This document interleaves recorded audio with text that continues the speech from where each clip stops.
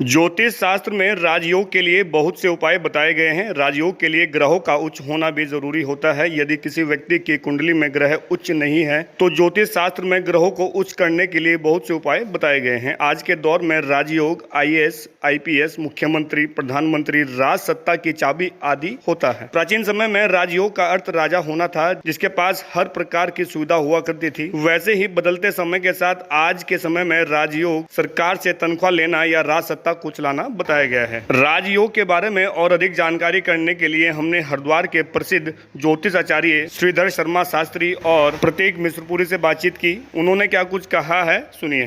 जिन जातकों की मनुष्य या जो भी स्त्री पुरुष उनकी कुंडली में यदि उच्च का ग्रह है, अर्थात बृहस्पति उच्च का है या मंगल उच्च का है, स्वग्रही है, जैसे कर्क का बृहस्पति है तो उसको राजयोग कहते हैं।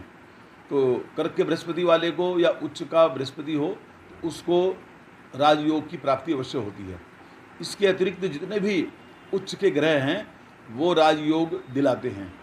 जिन जातकों की कुंडली में राजयोग नहीं है और वे अपने सत्कर्म पर विद्यमान हैं, अर्थात भक्ति भाव से अपने आचरणों को सही किए हुए हैं और अपने इष्ट देव की प्रातःकाल उठ करके उपासना करते हैं, अपने जो न कर्मों को अच्छा रखते हैं, सच्चाई के रास्ते पर रहते हैं और सभी का परोपकार करते हैं, भलाई करते हैं, सबसे अच्छा व्यवहार करते हैं, किसी के मन को नहीं दुखाते, तो उनको भी धन की प्राप्ति अवश्य होती है और उनके जीवन में समझो राजयोग के तुल्य ही धन आता है।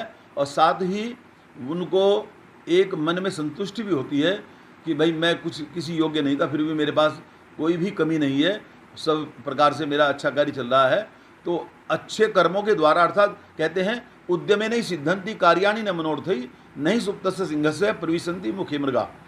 देखिए, राजयोग का जहाँ तक तात्पर्य है, राजा के समान जो जिनका जीवन होता है उसको राजयोग बोलते हैं, या राज्य से जो सेवा प्राप्त करते हैं, राज्य से जो पारितोषिक प्राप्त करते हैं वो राजयोग है। जिनकी जन्म पत्री के अंदर राजयोग है वो राजा का बेटा राजा होगा। पहला तो यह संशय नहीं था इसमें कि पहले ऐसे होता ही था, किसी राजा के बेटे हुए वो राजयोग में होते।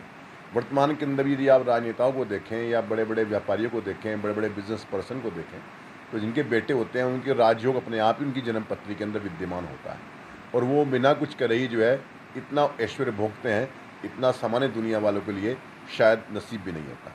लेकिन जिनकी जन्म पत्री में राजयोग नहीं है वो क्या करें? इसके लिए विशेष रूप से कहा गया है कि यदि आप अपना राजाओं जीवन व्यतीत करना चाहते हैं तो सबसे बड़ी बात है आप लक्ष्मी को प्रसन्न करें। लक्ष्मी कैसे प्रसन्न होगी?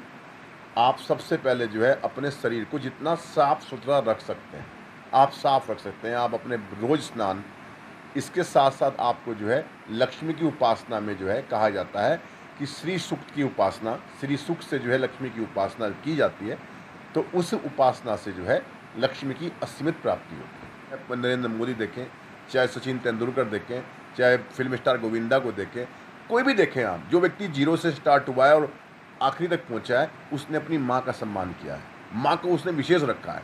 तो यदि आप अपनी माँ का आशीर्वाद देते हैं तो माँ के आशीर्वाद के अंदर आपकी लक्ष्मी जो है वो साथ में आती है। सत्कर्म करना, भगवान की भक्ति में लीन रहना और अपनी माता का आदर, सम्मान, सत्कार करते रहना व्यक्ति की कुंडली में राजयोग बन जाता है। लोकल 18 के लिए ओम प्रयास, हरिद्वार।